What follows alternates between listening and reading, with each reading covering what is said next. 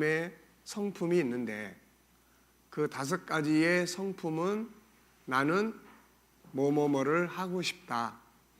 갈망이죠. 욕망, 욕구, 선한 욕구죠. 그런데 여러 장애 요인들이 있어요. 장애 요인들. 환경의 문제, 또 여러 가지 많은 문제들이 그 욕구를 차단시키죠. 방해를 해요. 그래서 방해를 하니까 그 욕구가 상처를 받아요. 그래서 생기는 것이 상한 감정이에요. 상한 마음. 그리고 이게 이제 밖으로 나올 때 화로나 분노로 나오기도 하고, 그 다음에 사람을 기피하는 행동으로 나오기도 하고, 무기력에 빠지기도 하고, 다양한 형태로 나타나요. 그래서 심리 치유는 바로 그 장애 요인들을 분석해서 그거를 해소시켜주는, 그래서 우리말로 말하면 하나님의 성품대로 살 수 있도록 도와주는, 그러면은 이제 그런 아픔에서 이제 빠져나오기 시작을 하는 거죠. 이게 근본적인 거예요.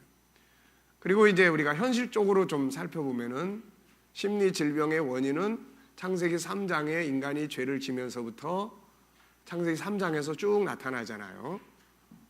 하나님을 피해서 숨는, 거기에는 두려움, 부끄러움, 기피 현상, 그 다음에 이제 벌써 공격을 한번 받았기 때문에 누군가에 대한 그런 공격에 대한 두려움. 우리가 두려움을 갖는다는 것은 뭔가에 대한 그 공격에 대해서 느끼는 감정이에요. 이게 분명히 아무 일도 없는데 뭔 일이 생길 것 같은 그런 어떤 두려움, 염려, 이런 것들이에요.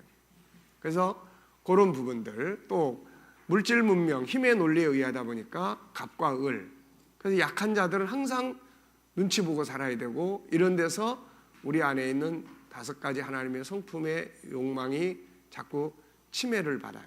거기서 이제 병이 생기는 거죠. 그리고 현실적으로는 이런 이제 유전자를 가지고 태어났는데, 태어나서 우리가 엄마의 태 속에 잉태되면서부터 치유 쪽으로 그 가정이 사는 게 아니고 그 가정이 자꾸 병들게 하는 쪽으로 삶을 산단 말이에요. 그러면 이제 태 안에서부터 이게 계속 웅크리게 된다든지 그 성격이 형성되는 틀에서 창세기 3장에 있는 요 부분을 자꾸 강화시켜주는 역할을 해요. 그 다음에 이제 태어나서 살아가는데 삶의 현장인 가정과 그 다음에 친구들과 바깥 세상이 치유 쪽이냐 병드는 쪽이냐 하면은 병드는 쪽이 훨씬 많다는 거예요. 이게 그러니까 결국 세월이 흘러갈수록 뭐가 자꾸 쌓여요? 세상 말로 말하면 스트레스가 쌓이는 거고, 우리가 하나님의 형상 쪽에서 본다면은 하나님의 형상대로 살지 못하는 아픔이 자꾸 쌓여요. 그러면 이게 자꾸 쌓이면은 툭툭툭툭 나오게 되고 어느 순간인가는 이게 조절이 안 되는 상태로 나타나요. 그래서 어렸을 때, 청소년 때가 참 중요한데 우리는 그런 시기를 그렇게 중요하게 다루지를 못한 상태에서 쭉 지나가요. 그러다 보면 이게 청년 때에 무기력증 상태로 나타난다든지, 또 도전을 할 수 없는 그런 연약한 모습으로 나타난다든지, 청년 때 아니면은 30, 40대 이 아까운 나이에서 그런 현상들이 많이 나타나는 거예요. 오히려 나이가 들은 사람들은 포기하고 사는 게 많아요. 그러다 보니까 그런 게 덜한데, 오히려 이 젊은이들이, 제가 상담을 해보면서 젊은 층들이 오히려 이런 게 많은 것을 보면서 처음엔 이게 의아해했어요.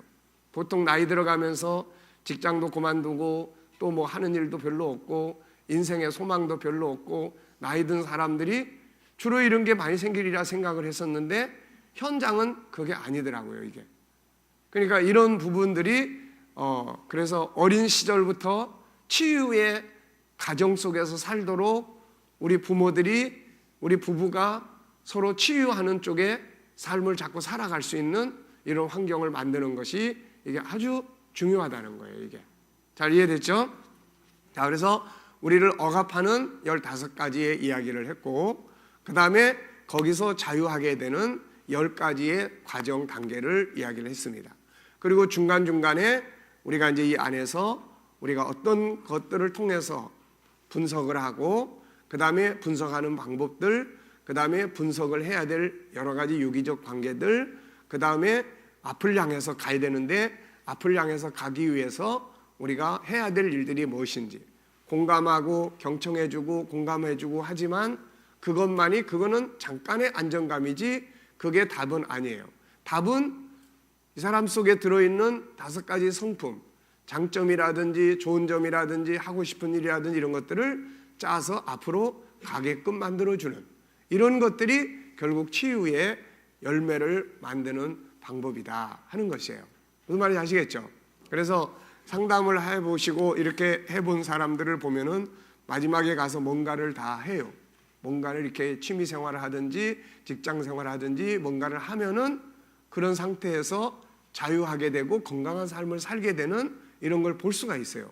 그러니까 상담하고 할 때 들어주고 공감해주는 이것만 가지고는 해결책이 안 된다는 거예요. 이게 무슨 말인지 아시겠죠? 그리고 급한 상황, 신경이 극도로 강화돼 있어가지고 안정이 안 될 때는 약을 복용할 수 있도록 병원에 치유를 같이 그걸 뭐 이상한 일 당하는 것처럼 그렇게 생각하지 말고 우선 신경을 좀 안정을 갖도록 도와주는 거 이런 게 같이 가면은 효과적일 수 있어요. 그래서 항상 보면은 상담 이제 우리는 기독교인들이니까 영성, 자원, 그 다음에 상담, 그 다음에 병원 또 같이 그 다음에 현장 요것이 이제 균형 있게 잘 이렇게 이루어지면 심리 치유에 아주 도움들이 돼요. 상담, 영적인 자원, 하나님 앞에 사실 하나님 앞에 기도하게 한다는 것은 사람인 나하고의 상담만이 아니라 누구와의 상담을 하게 하는 거예요. 주님과의 상담을 하도록 돕는 거예요. 그러니까 굉장히 중요한 역할을 하는 거죠. 은혜를 받을 수만 있으면은 그게 굉장히 큰 힘이 되는 거니까. 그래서 상담, 영성, 자원, 그 다음에는 병원 치유, 그 병원에서의 약물, 그 다음에는 또 이제 현장. 이런 것들이 균형 있게 갈 수 있도록 이렇게 도와주면 돼요. 자, 이해되셨죠? 네. 제가 여러분들한테 학문적이라기보다는 굉장히 쉽게 현장적인 입장에서 이야기를 많이 해드리고 있어요. 그러니까 그렇게 여러분들이 훈련을 하시고 이 책의 내용을 많이 이제 읽으시면서 좀 이제 중요한 거는 체크도 하시고 사용할 방법들 이런 사람이 왔을 때 내가 처음에는 어떻게 할 거냐. 처음에는 뭐부터 하라고 그랬어요? 들어주고 오프닝 시간은 들어주고 친해지고 서로 긴장을 풀어야 돼. 왜냐하면 우리도 병원에 가면 일단 긴장하잖아요. 그러면 이제 의사 선생님들이나 간호원들이 좀 친절하게 이렇게 하면은 긴장이 좀 풀어져요. 근데 막 거기서 무서운 소리 하고 막 그러면은 어때요? 막 더 스트레스를 엄청 받게 되죠, 이게. 그러니까 이 심리도 똑같은 거예요, 이게. 그러니까 우리가 긴장을 풀어주고 그렇게 하면서 자연스럽게 하되 우리 안에서 이제 이름, 그 다음 분석을 할 때 1차, 2차, 3차 1차는 뭐라고 그랬어요? 나하고 지금 상대방과의 관계. 그 다음에 2차는 나에게 이런 힘든 일을 가지고 온 그분의 삶의 현장을 이해하도록 돕는 거고 한 발짝 더 가서 그분이 왜 그렇게 하느냐 그러면은 그 배경에 가족관계라든지 뭐 실패의 경험이라든지 상처받은 것들이 있다든지 이런 것들이 이제 체크가 되면은 이걸 통해서 얻는 유익은 뭐예요? 내담자가 지금 당사자로 하여금 그래서 그럴 수밖에 없었구나라고 공감을 하도록 도와주기 위해서 그런 것들을 찾아내는 거예요. 자, 그리고 이제 어제 우리 이야기한 것 중에 중요한 이야기 많이 했죠. 정체성을 바르게 만들어주는 것이 참 중요하다. 자, 여러분들은 누구시죠? 네, 아직 익숙하지가 않죠. 예, 나는 누구냐 그러면은 나는 하나님을 닮은 하나님의 자녀야. 이게 내 정체성이 돼야 되는데 왠지 남의 모자 갖다 쓰는 것 같은 느낌이 들어요. 그래서 이거를 남의 모자가 아니라 자기 모자 쓰는 것 같은 인식을 갖도록 계속 연습하고 훈련하고 익숙해지면 자연스럽게 이게 인식이 돼요. 그런 다음에는 그러면 하나님의 자녀는 어떤 사람이야? 다스릴 수 있는 사람이고 이걸 내가 다스릴 수 있어. 이런 것들이 새겨지면 자신감도 만들어지게 되고 이런 것들이 만들어지는 거예요. 일단 배경이 든든해야 돼요. 배경. 내가 호주머니에 있는 거를 다 도둑을 맞아도 아유 은행에 돈 많아. 은행에 돈 많이 있어. 그런 사람은 호주머니에 털려도 화가 나지만은 그런 어때요? 두려워하지 않잖아요. 이렇게 똑같은 거예요. 내게 이거밖에 없는데 다 털려버렸어. 그러면 막 이게 희망이 없는 거죠. 그러니까 하나님의 자녀의 형상을 가지고 있다는 것을 우리가 인식하고 내 뇌가 인식하고 하는 것은 그 다음에 하나님의 자녀로서의 권세를 활용할 수도 있고 자신감을 활용할 수도 있고 담대함을 활용할 수도 있는 중요한 배경이 되는 거예요. 아시겠죠? 그래서 우리 아이들도 공부 잘해라 뭐하라 이런 말 하기 전에 뭘 바꿔줘야 되냐면 자기 정체성을 바꿔주는 것이 굉장히 중요합니다. 이거 아들 누구야? 딸은 누구지? 나는 하나님을 닮은 이런 사람이야 라고 시작을 할 수 있도록. 그러면 그 다음에는 스스로가 하나님의 자녀는 이런 문제 앞에서 어떻게 할 수 있지? 다스릴 수 있는 거야. 그래, 한번 자신감 가지고 도전해보자. 이런 생각들이 거기서 다 나오는 거예요, 이게. 네. 자, 우리가 그렇게 하시고, 오늘은 그 다음 장에서부터 한번 보도록 하겠습니다. 좀 덜 중요하다 싶은 거는 이렇게 제목만 보면서 정리를 해 나갈게요. 자, 오늘은 9장입니다. 9장.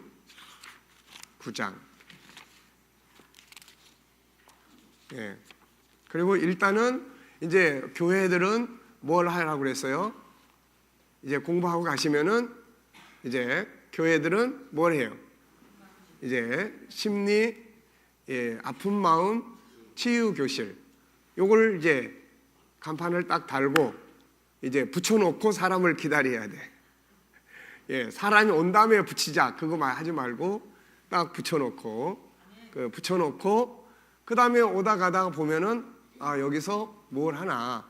그리고 가끔가다는 뭐 2박 한 3일 정도나 세미나를 한다. 그러면 이제 이 중에서 중요한 거 몇 가지 이렇게 한다든지 또 아니면은 이제 이 주변에 책이 몇 권 있다고 그랬어요. 요 주변에 둘레로 4권 있다고 그랬어요.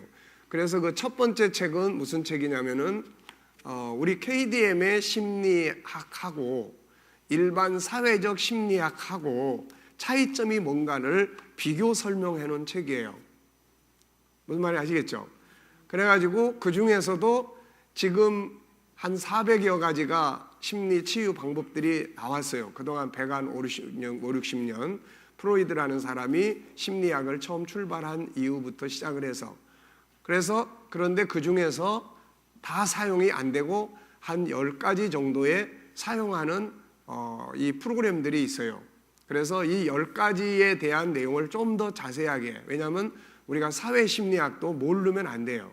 일단은 알아야 되기 때문에 그런 심리학에 대한 뭐 정신분석이라든지 또 분석심리학이라든지 또 게슈탈트라든지 또 인지치료라든지 뭐 행동치료라든지 이런 것들에 대해서 우리가 모르면 안 되기 때문에 정리를 해놨어요. 그래서 1권에 부록이 하나 붙어 있습니다. 부록.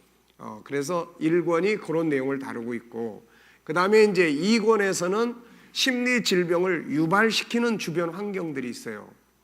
우리가 예를 들어서 위생이 안 좋으면은 뭐 병이 오듯이 우리 마음의 심리 질병을 만드는 요인들이 주변에 있습니다. 예를 들면은 뭐 고민, 걱정, 우리가 억압에서도 이야기했지만 또 부정적인 그런 사고 구조, 그 다음에 무기력한 상태, 그 다음에 아무 목적이 없이 살아가는 그런 삶, 어떤 잘못된 습관, 이런 것들이 심리 질병을 만들어내요. 그래서 2권에서는 그런 것들을 이제 어떻게 제거를 할 거냐를 다루는 책이에요. 그 다음에 3권은 이제 실제적인 현장 몇 가지를 다뤄놨어요. 분노 조절에 대해서, 우울증에 대해서, 대인 기피증에 대해서 요 몇 가지를 다뤄놨어요. 그래서 그런 부분들을 가지고 여러분들이 이번 달 첫째 주간은 분노 조절을 장애에 대해서 우리가 세미나를 갖는다든지 주제별로, 뭐 그 다음 주간에는 또 우울증에 대해서 다룬다든지 이렇게 여러분들이 이제 활용을 할 수가 있습니다. 그래서 이제 그런 부분들이 있으니까 그거 참고하셔가지고 활용을 하시면은 도움이 될 수 있고요. 이거는 이제 그런 모든 것들을 종합적으로 해서 이제 아픈 마음을 치유하고 다루어 나가는 그런 내용들을 최종적으로 정리한 거예요, 이게. 그러니까 그 4권, 그러니까 3권 그거 하고 그 다음에 4번째 책은 이제 자유예요. 억압과 자유인데 그 책에서는 영성 자원을 조금 더 사용하는 방법들을 많이 써놨어요. 근데 이제 여기서는 이게 16주로 되다 보니까 영성 자원을 한 과에서 그냥 정리를 했어요. 그래서 그런 차이점들이 있으니까 틈나는 대로 한번 읽어보시고, 그리고 나서 어쨌든 이제 사용 안 하면은 쓸모가 없잖아요. 그러니까 이제 사용을 이렇게 이걸 중심으로 해서 청소년들의 갈등 문제도 한번 상담하는 그런 부분도 한번 해보시고 부딪혀 보면은 다 이제 할 수가 있습니다. 자, 우리 이 형제는 어제 제가 숙제 드렸는데 어떻게 잘 해오셨어요? 해오셨어요? 몇 가지 찾으라고 그랬죠? 10가지. 어떻게 잘 찾아왔어요? 네, 그러면 이따 한번 들어보겠습니다. 2번째 시간에. 자, 9장 자존감 높이기. 보통 아픈 마음을 가진 사람들을 보면 자존감이 떨어져 있어요. 이 자존감, 자존심 이런 말들은 어떻게 차이가 있느냐? 인간은 유일성의 첫 번째 요소가 뭐예요? 존귀함의 능력, 존귀함이에요. 존귀함. 그러니까 자존이라는 말은 스스로 자기 존엄성에 대해서 알고 있어요, 다. 그래서 마음 아픔의 모든 원인 중에 하나는 그 자존, 그러니까 그 존귀한 마음을, 존귀한 본능이 인정되지 못하고 활용되지 못하고 자꾸 무시당하고 짓밟히고 하는 데서 발생을 하는 거예요, 다. 그래서 이 자존감과 자존심, 그래서 스스로가 나는 존귀한 존재야라는 것을 다 알고 있습니다. 그래서 이것을 이제 인정을 해야 되는데 스스로 인정하는 것, 스스로 나는 이러이러한 존재야, 그래 난 존귀한 자야, 바깥에서 아무리 누가 날 무시해도 나도 이렇게 존귀한 자야, 그건 몰라서 그러는 거야 하고 자기를 스스로 자기 존귀함을 알고 존귀함을 인정하고 살아가는 상태를 자존감이라고 해요. 자존감. 그럼 자존심은 뭐냐? 이거는 외부에서 나의 존귀함을 인정해 주기를 바라는 마음이에요. 네. 이해됐습니까? 이게 이제 일반적으로 이렇게 설명해 놓은 이야기들이에요. 자, 자존심은 뭐라고 그랬어요? 다른 사람이 나의 존귀함을 인정해 주기를 바라는 마음 상태. 자존감은 뭐라고요? 내 스스로가 나의 존귀함을 인정하고 스스로가 자기를 존중히 여기는 자세예요. 그러면은 자존감이 더 커야 돼요? 자존심이 커야 돼요? 자존심이 크면 어떤 상태가 될까요? 상처를 많이 받아요. 항상 남의 눈치를 보게 되고 다른 사람이 나를 어떻게 생각할까? 저 사람이 나를 어떻게 볼까? 저 사람이 갑자기 잘 웃다가 근래 와서 나를 보고 잘 안 웃어. 그럼 막 신경이 예민해져요. 저 사람이 또 나한테 이상한 말을 한마디 해. 그럼 그것 때문에 밤잠을 못 자요. 네. 또 내가 입고 있는 옷에 대해서 저 사람 어떻게 생각할까? 응? 혹시라도 지나가면서 누가 싸구려 같은 애 그러면은 열받아가지고 이제 막 아무것도 일이 손에 안 잡혀요. 네. 내가 살아가는 내 집, 아유 저 사람은 저런 집에 사네, 뭐 이런 거, 어느 동네 사세요? 이런 거 물어봐도 자기가 사는 동네를 떳떳하게 말을 못해.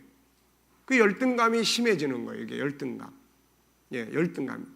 그래서 이런 걸 가리기 위해서 치장을 많이 하고 기마이를 많이 쓰고, 예? 어디 가서도 기마이를 푹푹 써요. 그렇지만은 사실은 그렇게 쓰는 이유는 뭐예요? 자기를 가리려고 하는 거예요. 자기를. 그래서 저 사람들로부터 존경을 받아야 돼. 저 사람들 앞에 영웅이 돼야 돼. 이게 바로 자존심이에요. 이게.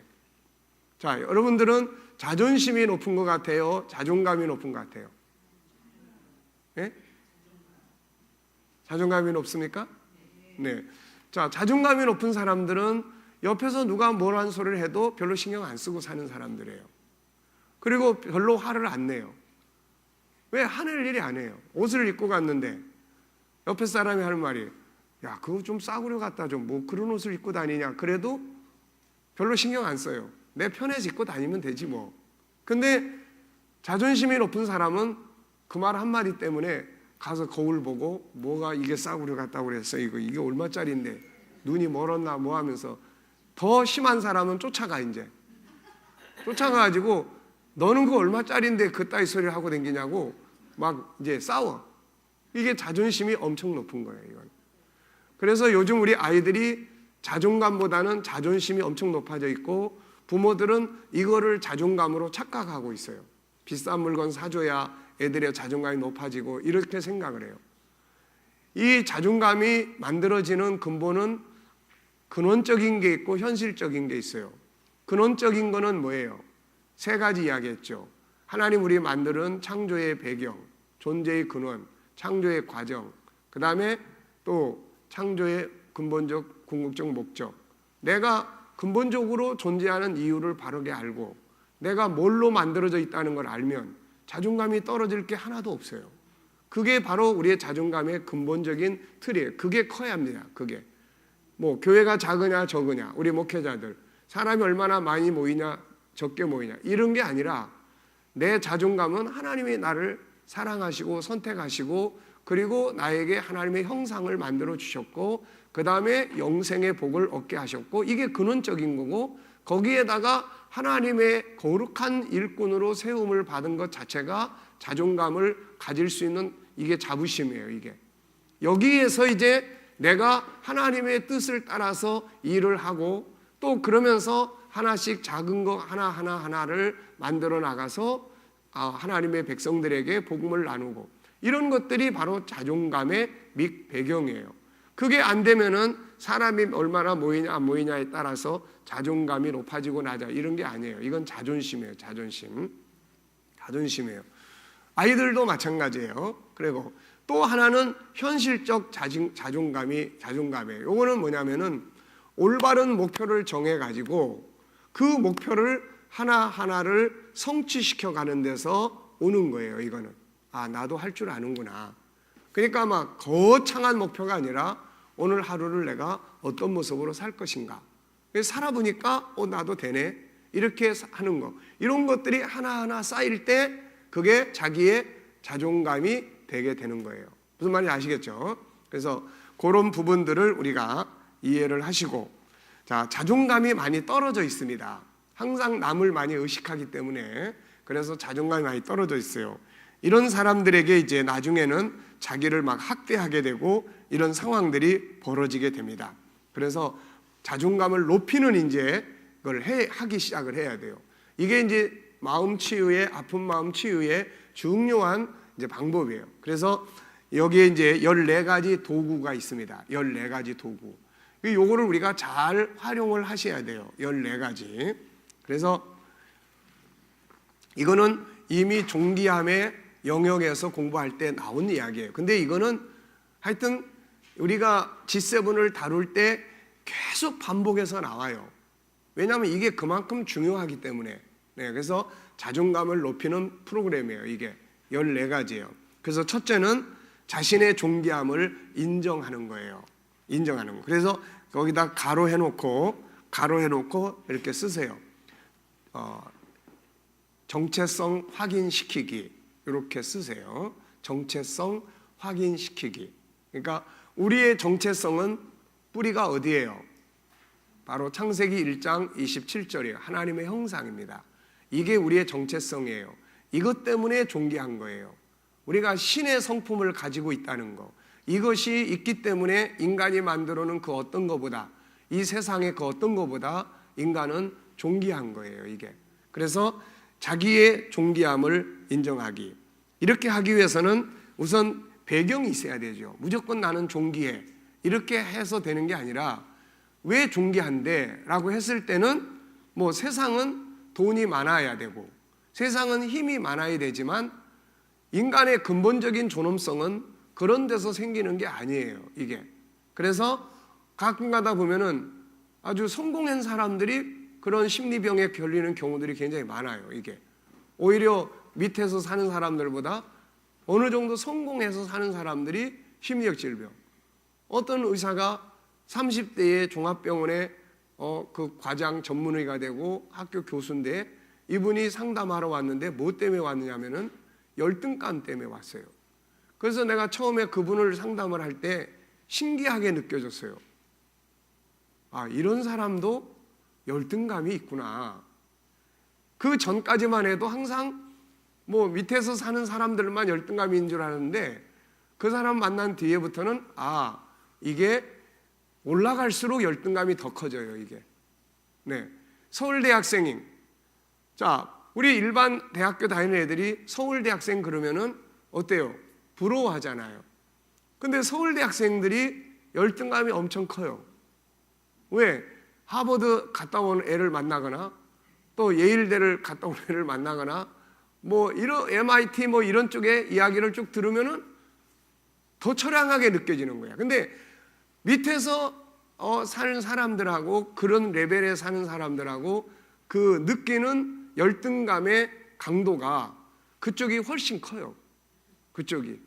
그러니까 이게 많으면 많을수록 더 많은 사람 앞에서 자기의 존재를 처량하게 보게 되는 거예요, 이게. 네. 아예 없는 사람들은 뭐 아예 없으니까 그냥 뭐 이판사판 뭐 그럼 어때? 뭐 그냥 살면 되는 거지 이러면 되는데 어정간하게 또 많은 사람들은 그게 자꾸 신경이 엄청 쓰이는 거예요, 이게. 그래서 제일 중요한 것이 배경인데 첫째 뭐예요? 존재 배경.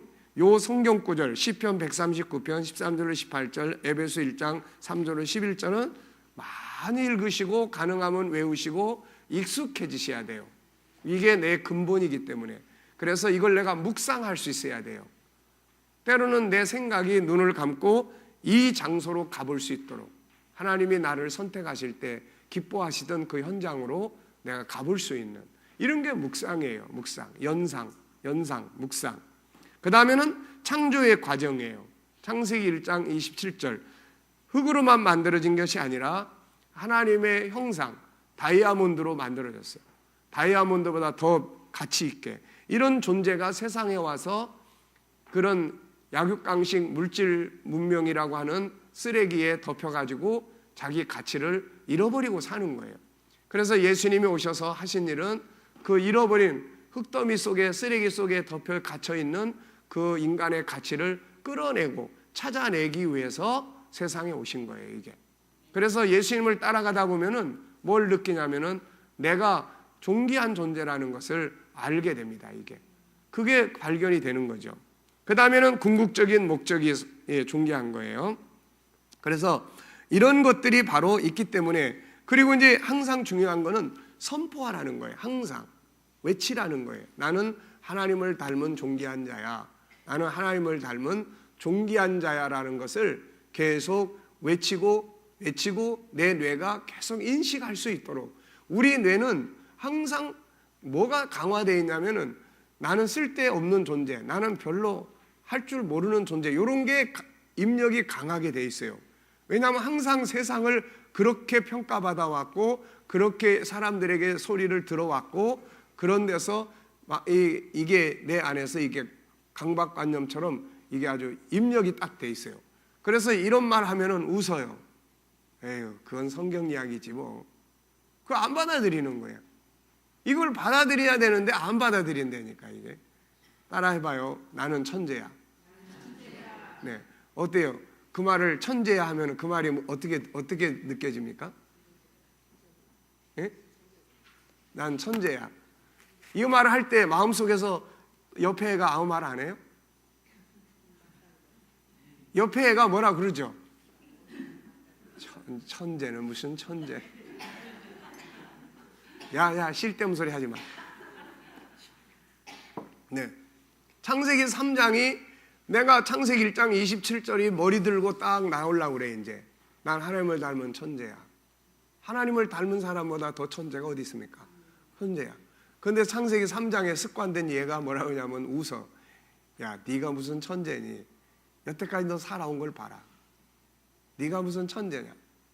그러면 이제 이쪽에 있는 애가 야, 쓸데없는 소리 하지 마. 그러고 물리쳐야 되는데 맞아. 아유, 내가 무슨 뭐 맞아. 아유, 나는 이렇게 이제 얘가 아멘을 해버려. 얘 말에 예수님은 부인하라고 그랬다고. 나를 따라오려거든 부인해라. 여러분 창세기 3장의 요걸 가지고는 예수님의 말씀을 한마디도 순종하지 못해요. 이걸 못합니다. 이거 가지고는. 그래서 예수님이 부인하라고 그러는 거예요. 부인해라. 바울도 로마서 7장에서 17절, 19절, 20절 보면은 이거는 내 마음속에서 선을 행하고자 하는 욕망이 있지만 또 한 곳에서 죄를 짓게 하는데 요 죄 짓게 하는 요거는 참 내가 아니다. 요건 죄성이다. 이렇게 이야기하는 거예요.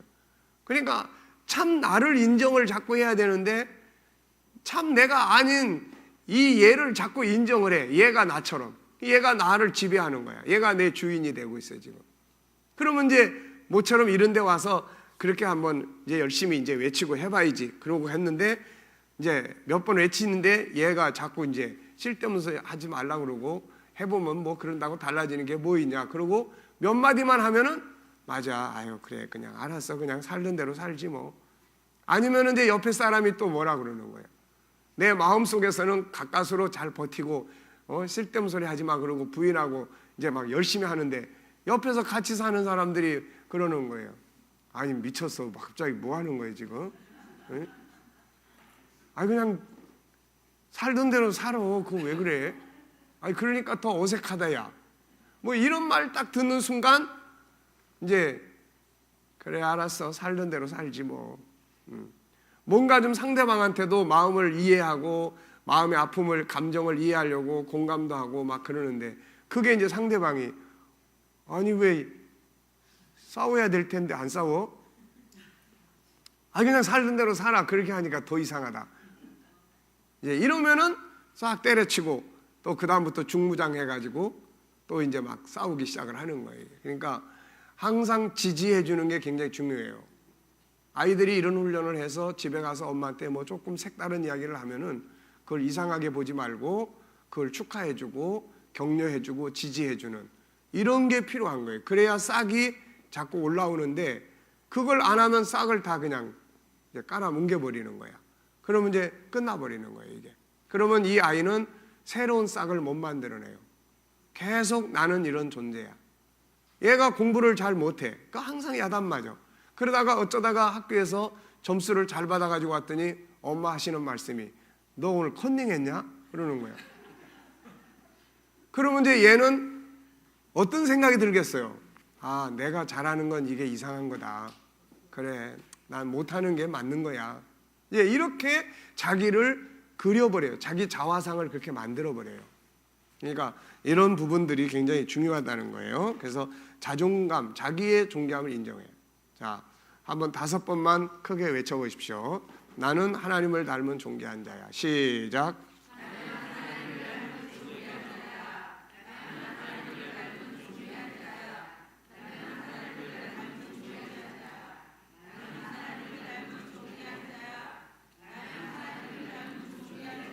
네, 이게 이제 처음에 할 때는 생각은 따로 놀고 말만 하게 돼요. 이게 처음에는.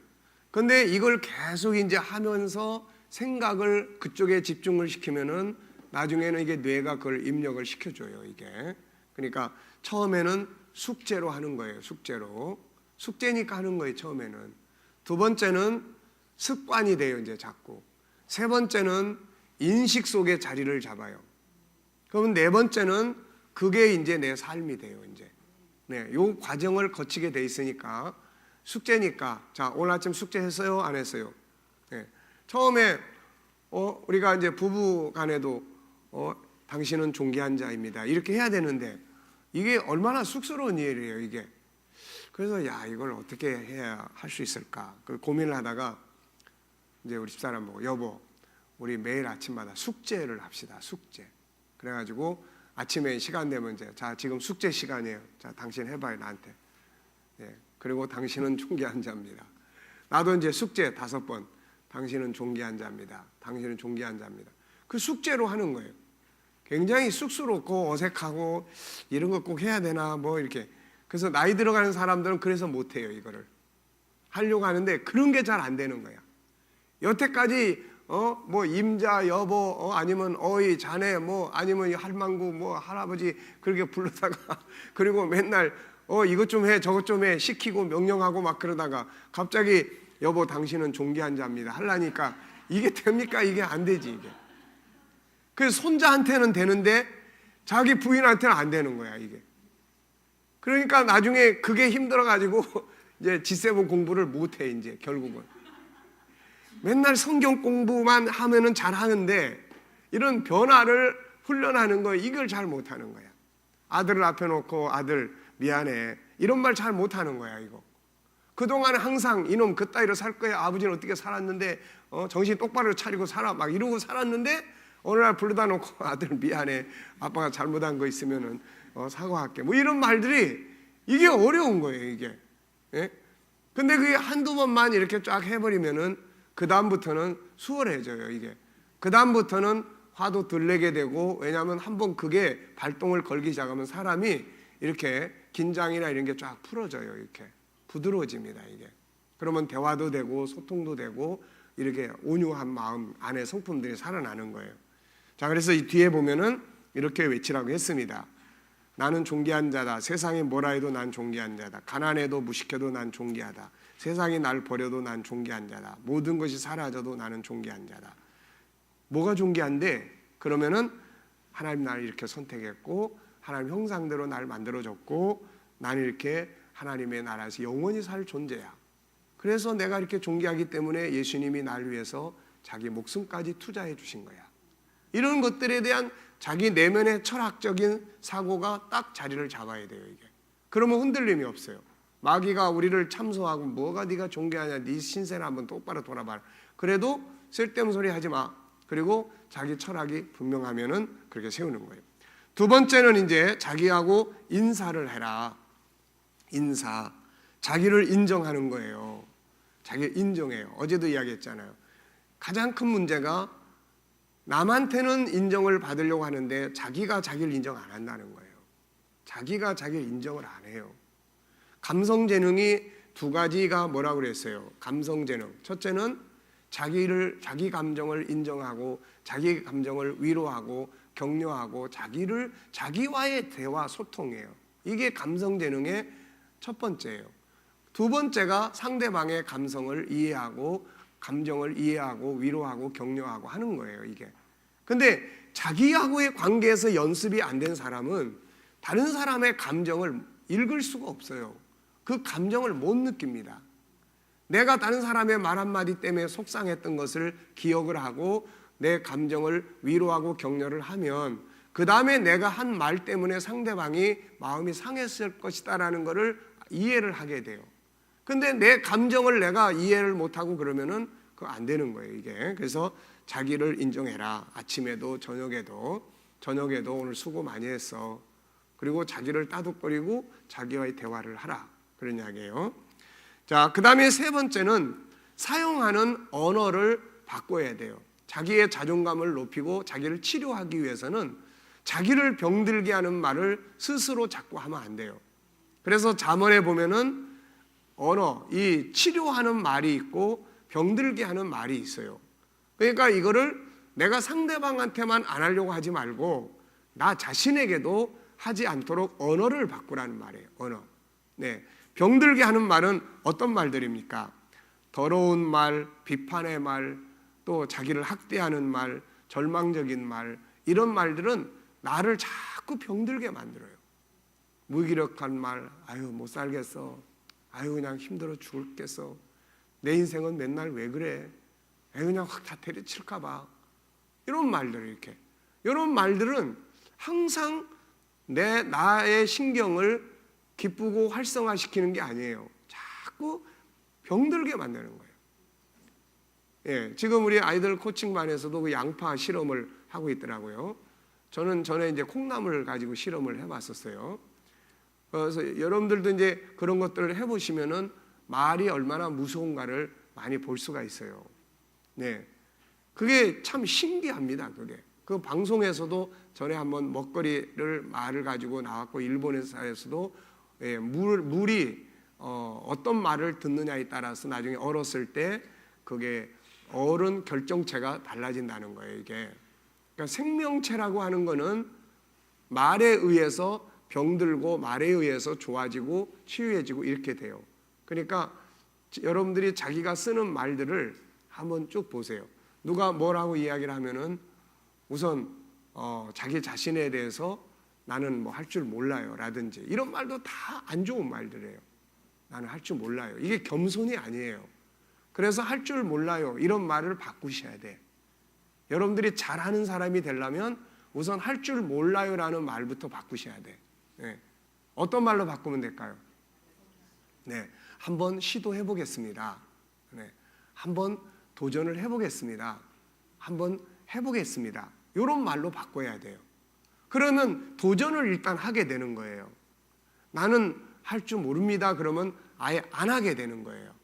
근데 우리의 근본은 할 줄 알아요, 몰라요? 우리가 할 줄 아는 이유는 뭐죠? 자, 우리 형제는 할 줄 아는 이유가 뭐죠? 내가 할 수 있는 힘이 있는 이유는 뭐죠? 내 안에 하나님의 형상이 있는 거예요. 창세기 1장 27절이 우리의 근본이란 말이에요. 그걸 생각을 하면은 나는 할 수 있는데 아직 잘 못하는 거는 익숙해지지 않아서 잘 못하는 거예요. 익숙해지지 않아서. 처음에 하는 일은 다 어설픕니다. 처음에 하는 일은. 네. 밥을 안 해본 사람은 잘 모르죠. 전기밥솥 이런 거 위에 막 이렇게 도는 거 있잖아요. 네. 지난번에 우리 집사람이 어디 가면서 이제 거기다 밥을 해놓고 갔는데 그게 계속 이제 뚜껑을 열어야 되는데 나는 그게 폭발할 것 같아가지고 그냥 그 뚜껑을 안 열고 라면 끓여 먹었어요. 그 열다가 폭발할까봐. 네. 그러니까 얼마나 웃기는 이야기죠. 근데 모르면 그렇게 되는 거예요. 익숙하지 않으면, 익숙한 사람들은. 그래서 가끔가다 우리 사람하고 그런 이야기 나누면서 나한테 핀잔을 주면 여보, 그럼 당신이 이제부터 이 책 쓰고 이제 당신이 세미나도 하고 이제 그렇게 그럼 내가 이제부터 밥솥 열심히 연구해가지고 내가 당신 하는 일을 할 테니까 당신이 이거 잘 할 수 있어? 안 된대. 그거 봐, 나도 밥솥 내가 안 하고 당신이 맨날 해주니까 그러니까 익숙한 거예요. 저는 이게 익숙한 거야. 이거 뭐 눈만 감아도 익숙한 거예요. 그러니까 익숙하니까 잘하는 겁니다. 이게. 그러니까 못한다, 안 된다 이런 말을 여러분들의 어떤 그 입에서 이걸 빼세요. 이걸 언어 편집을 해야 돼요. 언어 편집. 그 언어 편집을 우리가 해야 됩니다. 세상은 그냥 뭐 글씨 편집만 하는 게 아니에요. 문자도 읽어보면서 편집하지 않습니까? 책 보면서 이런 말보단 이런 말 쓰는 게 좋겠다. 우리가 사용하는 말도 똑같은 거예요. 못하는 사람은 항상 못한다는 말을 입에 붙여서 살아요. 이게. 그래서 아예 해보려고도 안 해요. 해보다 보면 익숙하지 않으면 실수가 자꾸 오죠. 근데 이게 실패가 아니란 말이에요. 그걸 익혀가는 과정이에요. 어느 정도 익혀지면은 다 잘할 수 있어요. 왜? 창세기 1장 28절은 우리한테 어느 한 가지만 하라고 그런 게 아니에요. 하늘도 다스릴 수 있고 땅도 다스릴 수 있고 바다도 다스릴 수 있고 그 가운데 있는 생물도 다스릴 수 있고 가정도 다스릴 수 있고 사람도 다스릴 수 있고 다 할 수 있는 거야. 모든 관계를. 근데 내가 이 분야는 여기에 익숙해져 있기 때문에 이걸 공부했고 이걸 늘 들었고 이걸 봤고 익숙해 있기 때문에 잘하는 거예요. 네. 모차르트 같은 사람이 태어날 때부터 무슨 음악적인 그런 자기 자질이 특별히 있어서가 아니에요.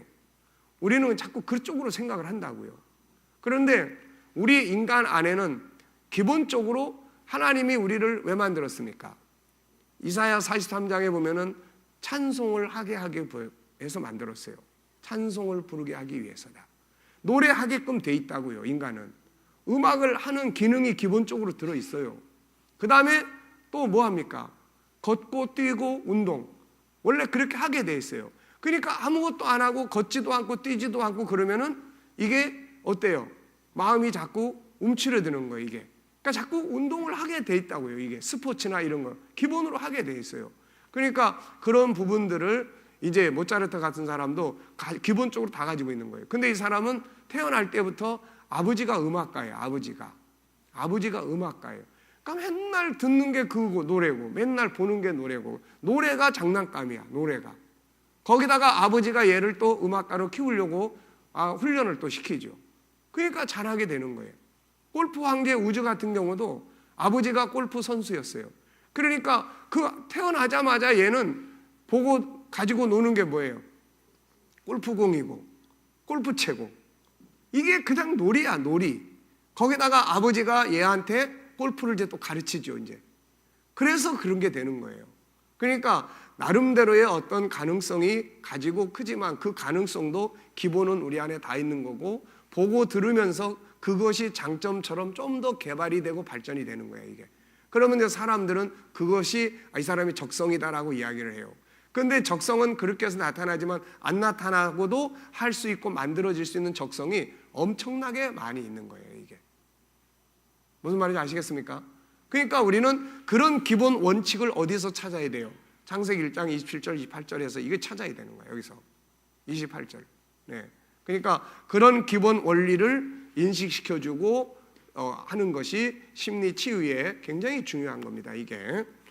세상은 이런 거를 해줄 수가 없어요. 우선 뭐 일반 정신과에서 이런 거 해줄 수 있습니까? 못 해줍니다. 자, 그 다음에 이제 네 번째는 뭐냐? 그래서 가치 있는 일들을 이제 만들어야 돼요. 보람 있는 일을 할 수 있도록. 보람 있는 일, 자존감을 높이기 위해서는 보람 있는 일, 가치 있는 일, 봉사의 일, 희생, 헌신의 일 이런 걸 통해서 자기 스스로가 가치를 느끼게 해야 돼요. 다른 사람한테 고맙다는 말도 들으면 가치가 느껴져요. 보람이 있는 거예요, 이게. 그래서 이런 보람이 있고 가치가 있는 일을 내가 찾아서 자꾸 하면 자존감이 높아져요, 이렇게. 자존감이 높아지면은 나도 괜찮네. 우리 청년들이 가끔가다 그런 거 외국에 이렇게 가서 이제 선교를 하고 오잖아요. 그러면 이제 청년들이 뭘 느낍니까? 여기서는 자기들이 뭐 그렇게 한다고 누가 웃어주는 사람도 없고 은혜 받는 사람도 없는데 거기 가서 아무것도 아닌 것 같은 행동을 했어도 사람들이 은혜를 받고 그러면은 굉장히 그게 자기 자존감이 높아지는 거예요, 이게. 나도 이게 뭔가 괜찮은 사람이다. 이걸 느끼는 거예요. 네. 우리 어른들도 우리 목회자들도 해외 나가서 성경 가르치고 복음 전하고 그럴 때 사람들이 내가 전하는 복음 여기서는 그냥 누구나 다 아는 건데 거기 가서 이야기를 해주고 들려주고 막 눈물 흘리고 감동받고 은혜 받으면은 자기에 대한 자존감이 높아지는 거예요. 자신감도 생기고. 네. 그래서 이런 부분들이 필요합니다. 그리고 지금 내가 아직 일을 못 만들고 있으면은 다른 일을 만들거나 이게 아니면 지금 내가 하고 있는 일 속에 들어있는 그런 의미들을 찾아내라는 거예요. 의미들을 찾아내라. 주부로 일을 하고 있으면은 주부로서의 하는 일의 의미를 찾아내라는 거예요. 의미를 사람이 찾아내야 돼요. 아침마다 나가서 쓰레기를 치우는 사람은 그 쓰레기를 치우는 일에 대한 의미를 못 찾으면 자기를 인생의 실패자나 낙오자처럼 생각을 하게 돼 있어요. 그런데 그 속에 의미가 얼마나 많습니까? 한번 생각해 보세요. 길거리를 가는데 쓰레기가 막 음식 쓰레기부터 막 잔뜩 쌓여 있다면 저는 지금도 중국 그러면 지금은 엄청 많이 바뀌었죠. 근데 옛날에 막 90년대 중국에 사역하러 가면은 참 그 화장실 문화 요즘도 많이 나타나죠. 화장실. 그런데 그게 시골 이런 도시 같은데 이런 데 가면은 음식점에 가서 음식을 시켜요. 그 음식을 하시고 화장실을 가죠. 그럼 뒤에 가면 막 배설물이 흘러 넘쳐. 그러면은 그 흘러 넘치는 옆에서 밥을 먹으려고 그러면은 막 이게 넘어가겠습니까, 이게? 막 이게 얼마나 힘든 일인지 몰라요, 이게. 그러니까 지금도 생각하면은 그런 게 머릿속에 불뚝불뚝 떠오를 때가 있어요, 이게. 그러니까 그런 것들을 깨끗하게 누군가가 정리를 한단 말이에요, 이게. 그래서 우리가 살아가는 삶의 현장을 아름답게 만들 수 있고 누군가가 기분 좋게 갈 수 있다고 하는 이 의미를 발견을 해내면 그것이 그 사람에게는 굉장히 중요한 기쁨이 되고 보람이 되는 자기 자존감을 높이는 거예요 지금. 근데 오늘날 많은 사람들이 다 보통 뭐라 그럽니까? 아유 이놈의 일 빨리 때려쳐야지. 이건 뭐예요? 스스로 자기가 하고 있는 일을 무시하는 거예요. 그러면 그 일은 나를 무시당하는 사람으로 만들어 줘버려요. 이게. 그래서 존귀함을 공부할 때 그 상대성 원리를 이야기를 했잖아요. 내가 얘를 존귀하게 여기면 얘가 나를 존중히 여긴다. 사무엘상 2장의 30절인가 32절의 말씀인데 하나님이 엘리 집안에 하셨던 말씀이에요. 근데 이거는 모든 원리가 다 그래요. 네. 그래서 존귀하게 의미를 찾거나 의미 있는 일을 하는 거예요. 그 다음에 이제 154페이지 가시면은 자기를 연구하고 자기를 이해를 해야 돼요. 자기를 이해를 해야 됩니다. 스스로 자기를 이해를 하는 노력을 해야 돼요. 스스로. 나는 본능이 이렇고 내가 이런 것 때문에 장애 요인이 돼서 내 감정이 이렇고 이것 때문에 이런 행동이 나왔고 사람들이 그래서 이걸 지적을 했다. 그래 얼마나 마음이 아프니? 그래도 네가 최선을 다하고 있고 그리고 자기의 내면의 세계에서 자기를 이해하는 거예요. 그런 다음에 나타나는 게 뭐예요? 6번에 가면은 자기를 이제 용납하라는 거예요. 나는 나를 용납해 줄 수 있어야 되는 거예요. 이것밖에 안 돼? 나는 왜 못할까? 바보 멍청아 확 죽어버릴까? 보통 우리는 어떤 일이 잘 안 되면은 이렇게 자기를 학대를 합니다. 이런 게 다 마음병에 이게 물 주고 기름 주는 거예요. 이런 거름 주는 거예요. 이런 것들이. 그래서 용납하는 거예요. 자기를 이해하고 괜찮아. 걱정하지 마. 자기를 이렇게 용납을 해주는. 그 다음에 7번째는 항상 자기에게서 희망을 가져야 돼요. 자기에서. 사람들이 다 쓸모없는 존재라고 이야기를 해도 자기 자신은 자기에게서 항상 희망을 찾아야 돼요. 아니야, 난 그래도 잘할 수 있어. 이유는 뭐죠? 창세기 1장 27절. 이게 내 안에 내 모습이야. 아직 이 발견되지 않았을 뿐이야. 그래서 어떻게 하면 이걸 발견해낼 수 있을까? 내 안에 세상을 다스릴 보물이 있어. 그래서 항상 세상이 다 우리를 보고 참 한심하다. 너 같은 건 왜 사는지 모르겠다. 막 이런 식으로 비난을 하더라도 우리 자신에게서는 희망을 항상 가져야 된다. 알았죠? 자, 그 다음에 158페이지 보면은 자기에게 이제 사랑의 고백을 하는 거예요. 자기가 자기를 사랑하는 고백. 그래도 난 널 사랑해. 그래도 나는 너가 내 인생에 있어서 가장 중요해. 자기와의 대화를 이렇게 하는 겁니다. 그 다음에 159페이지 9번 위로하고 격려할 줄 알아야 돼요. 위로할 줄 알고 격려할 줄 알고 또 잘하는 점들을 찾아내서 스스로를 자꾸 칭찬할 줄 아는 이런 것들이 필요해요. 그래서 160페이지 보면은 나를 위로하는 날이라는 이혜인이라는 이 사람은 수녀죠. 그래서 자기를 위로해주는 시간이 필요하다라는 시를 쓴 거예요. 그 다음에 10번은 대화를 많이 해라. 자기하고 대화를 많이 하라는 거예요. 격려하고 잘한 걸 찾아서 많이 칭찬하고 이렇게 하라는 거예요. 화가 나서 씩씩대고 할 때 자기하고 대화를 통해서 그 화를 해소시켜야 돼요. 이게 분해시켜야 된다고요. 이게 그냥 내버려 두면은 딴 사람이 그 화를 해결을 못 해줘요. 네. 자, 그래서 자기하고 대화 많이 하고 자기 성찰에 대한 대화도 많이 하고 이런 거예요. 그 다음에 이제 편지도 써보는 거예요. 11번째 편지도 써보는 겁니다. 그래서 편지를 쓰는 것이 어제 이야기했었죠. 치유를 해야 될 사람들한테는 자기를 돌아보고 자기를 치유하는데 굉장히 중요한 역할을 해요.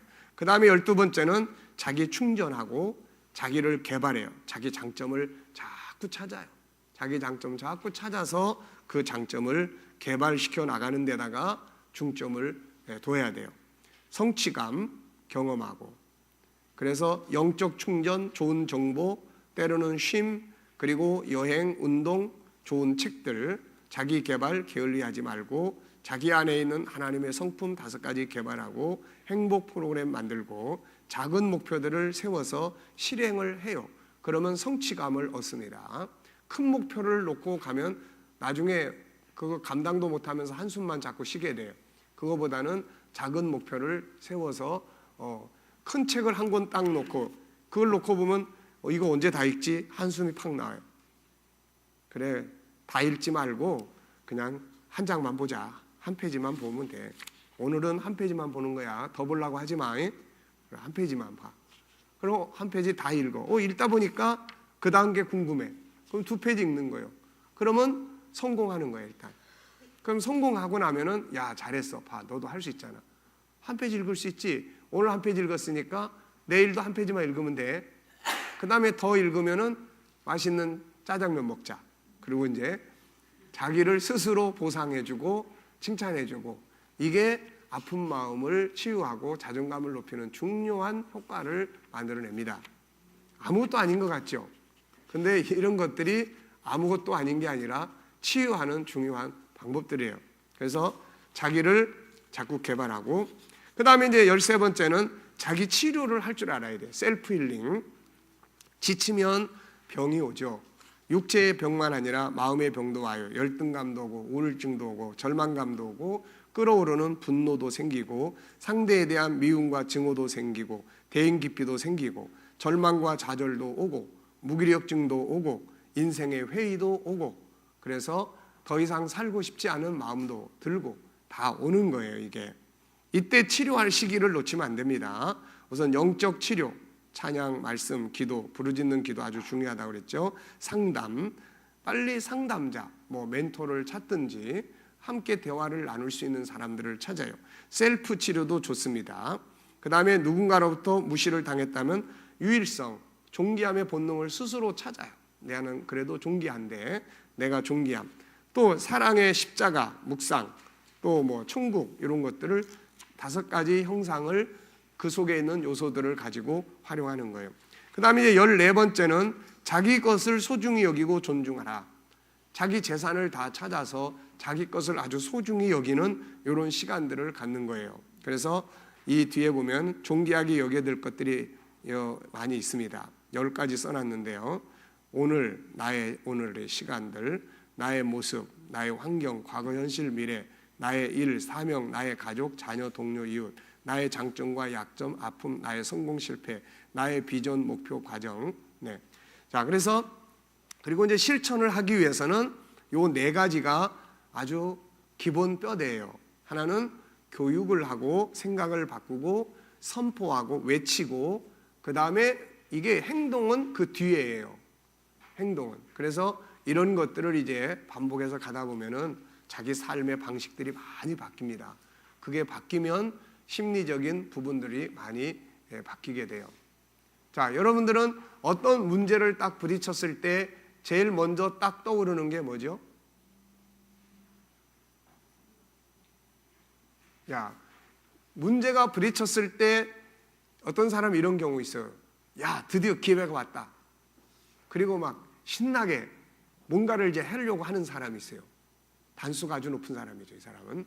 2번째는 부딪혀서 고민은 하지만 그래도 나는 이거 해결할 수 있어. 난 하나님의 자녀니까. 그리고 마음을 추스러서 도전 쪽으로 가는 사람이 있어요. 3번째는 그런 상황 앞에서 종의 자세를 취하는 사람이 있어요. 종은 뭐죠? 굴복하는 거죠. 굴복. 나는 못해. 아유, 그래, 내가 이런 거 어떻게 해결할 수 있어? 안 돼. 그거 포기해버리고 자포자기하고. 그러면 이게 이제 학습이 돼요. 그 다음 일에도 또 비슷한 뇌가 생각을 꺼냅니다. 그래서 그 다음 일도 못해요. 그래서 도전을 해나가는, 최소한도로 우리는 2번째 정도는 해야 돼요. 일단은 문제가 부딪힐 때 고민을 하지만, 야, 정신 차려. 넌 누구야? 나는 하나님의 형상을 가진 자녀야. 창세기 1장 28절은 뭐야? 다스리라고 그랬어. 그래, 한번 도전해보자. 그럼 어디서부터 시작을 해볼까? 어디서부터 한번 해볼까? 무엇부터 하면 좋을까? 이걸 도와줄 수 있는 자원은 뭐가 있나? 누가 도와줄 수 있나? 이런 것들 이제 찾기 시작하고 도전해 가면은 길이 보이기 시작하는 거예요, 다. 무슨 말인지 아시겠죠? 네. 자, 5분간만 휴식을 하겠습니다. 네. 수고하셨습니다.